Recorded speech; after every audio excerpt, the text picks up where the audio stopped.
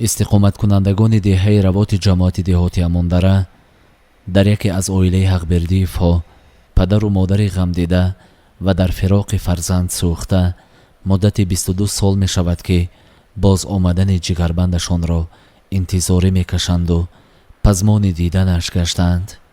هرچند از این انتظاری مدت طولانی سپری می شود، از این راه پایی ها و درد کشیدن ها هیچ سودی به دست نآمده است. مادر غم دیده سوز جدایی از فرزند را چنین قصه نمود. نغز بودی بچه اینقدر گبگیر ابجیر نغز بود بچه. سال 1995 خدمت ارمیه بررفت. ایول بررفت اوگوست به گشته آمد. شرایط دستمی بچه گشته آمد. با سال 1996 سال 7 می با خدمت به دعوت کرد. خب با خدمت رفت. سال 1998 سال 2 ماه ماندگی خدمتش به خیلی من اون وقتا با تلویزیون رسیه تماشا میکردیم. بریم میه با 24 مرتبگی تاجیکستان در رای رامید در رای کوفرنان همینجا بین اپادیسه و این حکومت به جنگ شد گفت. بعد همون وقت من اینقدر روسیه نقد نمیدونستم گفت که زلا گرفت و کشتن و من مثال گفتم همون چقدر همه وقت گفتم که و کسی همین بختیار نامش گرفته گفتی 008 002 و این مدافعی وزارت مدافع ها. بعد گشتد گفتم که همین کسی بختیار گفتم دادش گفتن که نه من هم همین بختیار زلاق نگرفته باشم. حوضه رو بسیار من چشم در نشدم که خبر همین بختیار میبیاد. همه قطعه انتظار شدم خبرش نامد. در برابر مادر پدر خاندان که قامتش را درد و غم فرزند خم گردانیده و در چهره نورانیش آژنگ‌های از فراق و درد فرزند پدید آمده است، لحظه های تنهاییش را با فکر و خیال فرزند سپری می سازد. هنگامی که خواب است، بیدار است، راه می رود، می نشیند، همیشه درباره جگربندی گم کردهش فکر می کند که شاید روزی رسد و دوباره در امید را برای آنها بگشاید و با قدوم مبارک بازگشتنش فضای خاندانشان را پر از شادی و نشاط گرداند. پدر با صد درد و علم از روزهای آخری با فرزند بودنش قصه می کند. من حقبردی بهرام زاده دهه روات نوحه پنجکین هستم. پدری فرزند گم کرده.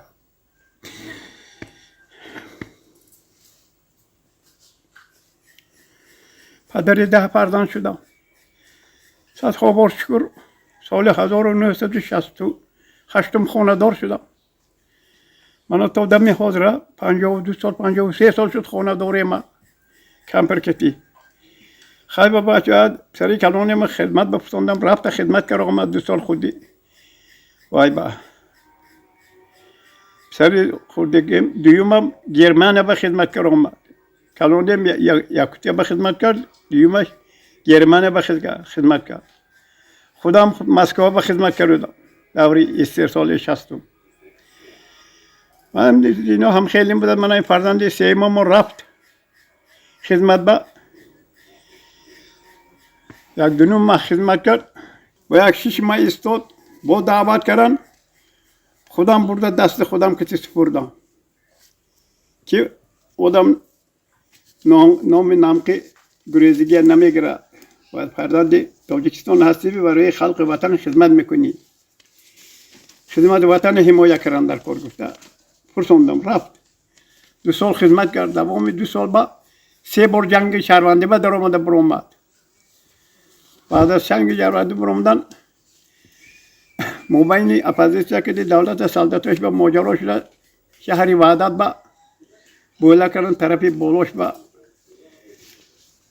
و اپوزیسیا طرفی پایینش با سلطنت دولتی ای مبین یک مگویشید است و یا 150 کس اینا 30 کس یک روتا بابانشان قبل ریخته است جنجال کردیم 24 مارت از ساعت 11 سر تا ساعت 1 روز جنگیدگی سال 1989 سال 98 سال همون سترسینه از خود همه بای بوده است درای رومیت از خود شهری هم رومیت بوده است سترسینه که همون خدمت میکرده کتیم من بود گفته پسری کنانی هم رفت پیشش خونیش به شب خورفته دیده اومد پرسید کتیم من بود یک موزی نو دستش با خودشوری افتماتش دستش با مهون 3 کس موندیم بچه ها پیش رفتود مهون اقفا رفتودیم گفت سترشنش میگوید که تو همیجه ایستی این بچه که دی گردتون قفا من رفته پیش بیدگه گرونده بیون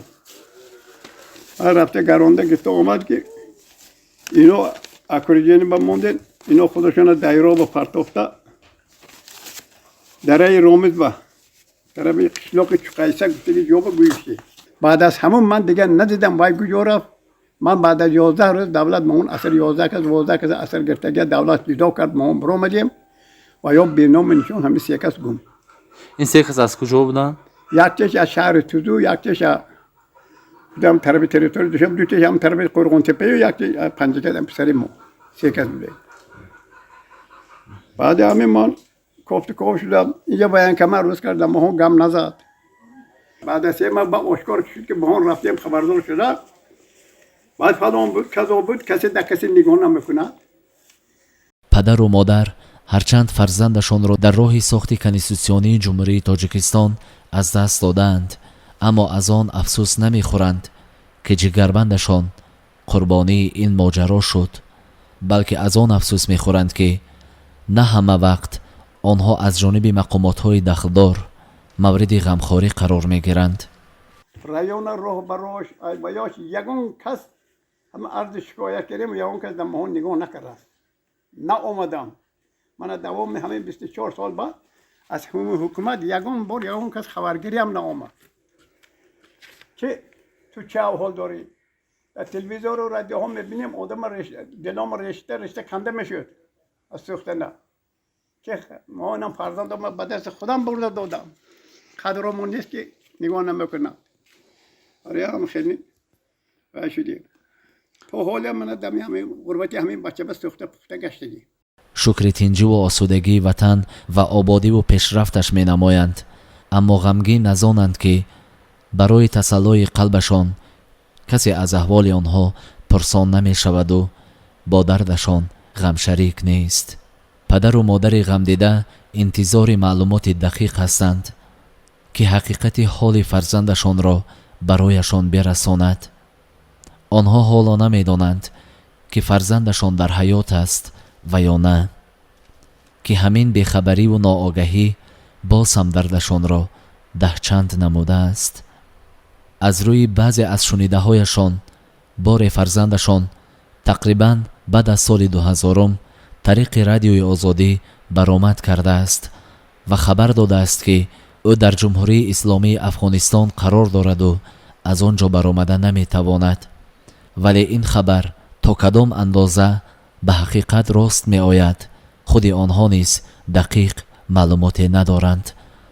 تنها این خبر آنها را باز هم امیدوار کرده که فرزندشان در ملک بیگانه هست و روزی می رسد که به وطن برمی گردد. 28 دکبر 2001 سال بعد روزی رادیو مشهد یک همشروق مسلمه گفتن که وای بختیار گرد زد رادیو بکی من صحت سلامت مثالو کسی که همین گپی من میشوند پدر مادرم سلام من رساند.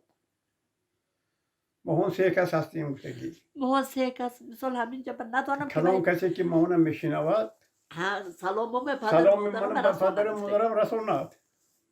ساخت سلامت در افغانستان من 22 ساله رو من مثال چشم در راه فرزند ولایت با کدام بای اوبلاست با کدام بای با هر چشم بر راه دارم و گوش به آوازش دارم ندانم من چیکار کنم. این چند بار رئیس تمام بایا برآمدم گفتم مرکز بالای و برآمدم هیچ کی گوش نکرد اردم خیر می نیستم میپرسونم جواب میاد ما گفته گشتگی ما انتظار کدام وقتی که اومد جوابش دشمن میتیم و کاغذ در نام خودم میاد خودم میبرم بگید که میگرن میخوند او جواب بیاد ما دشمن البته وایش میتیم نتیجهش میگیم دم حاضره یگان رزولتان نیست.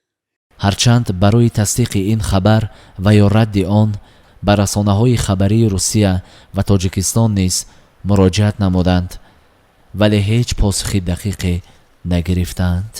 خیلی احرار پسر کلانه مثال چند سال احرار 2-3 سال دوشنبه برم اون وقت میقدر دوشنبه رفت آمدن وضعیتش نظم نبود. احرار بیچار رفت 2-3 سال همه قطعه مراجعت کردم هیچ که نفرسید دیگه. با اخران گفتن که ها این اگر زنده میشد یا میشد رادیو بدود و با تلویزیون بدود گازیت با برآورد هیچ جا بهش خط خبر نامد و خاکونی مردگی گفته اعلام کنیم و شما به کنیم چی یاردم کنیم خیلی یاردم چی هم میکنن. اینجا پدر و مادر عزیز از تمام رسانه‌های خبری داخل و خارج کشور، سامانه‌های اینترنتی و کل مردم تاجیکستان و فارسی زبانان خواهش نمودند تا اگرچه درباره جگربندشان معلوماتی دارند آن را با ایشان در میان بگذارند. حاضر خدا به 100,000 با شکر تاجیکستان تینج آسایش 100,000 وقتای بیشتر سامانه هاش گذشت. از پدر و مادران از جوانان احترامان خواهش دارم به قدر وطن رسند، وقت خدمت به خدمت نگریزند. وقتی که ما بچه ها میفرستندیم زمان بیشتر سامانه بود، همون وقت به من مادر بودم فرزندم گفتم که بختیار جان سر بچه پروردگار برای حمایت وطن آفریدگی که باید که رفته سربلندانه خدمت وطن کنی. گفتم من بچه من رو هم برداشته به صف ارمیا گسیر کردم برای چیز حاضر به پدر و مادران فرزنداشان رسم میکنن پول کارکنی رسیه میفرستانن خدمت به نمیمونن. وقتی که رسیه رو شادی کردم میفرستانن پول میفرستانن بچه ها گفته برای چه خدمتی وطن مادر به نمیمونن روان خدمتی وطن کنن. تاجیکستان تینجی آسایش تگش حمایت کنن. دردی که من دیدم نمیخواهم یگان مادر تاجیک بنا بر همین جوانان احترامان خواهش دارم تاجیکستان وضعش ناآرام نکنن. همه باید که از صدق صاف تاجیکستان به خدمت کنن. در حقیقت هم درد جدایی از فرزند خیلی وزین است. هنگامی که تو نمیدانی فرزندی تو در کجاست، در چه حال است، آیا خوب است و یا خیر، این گونه بیخبر بودن باز هم درد دل پدر و مادر را بیشتر می سازد. اگرچه شما هم درباره شخصیت این نفر معلوماتی داشته باشید، پس احترامانه خواهش میکنیم که به مقامات های دخلدار مراجعت نمایید.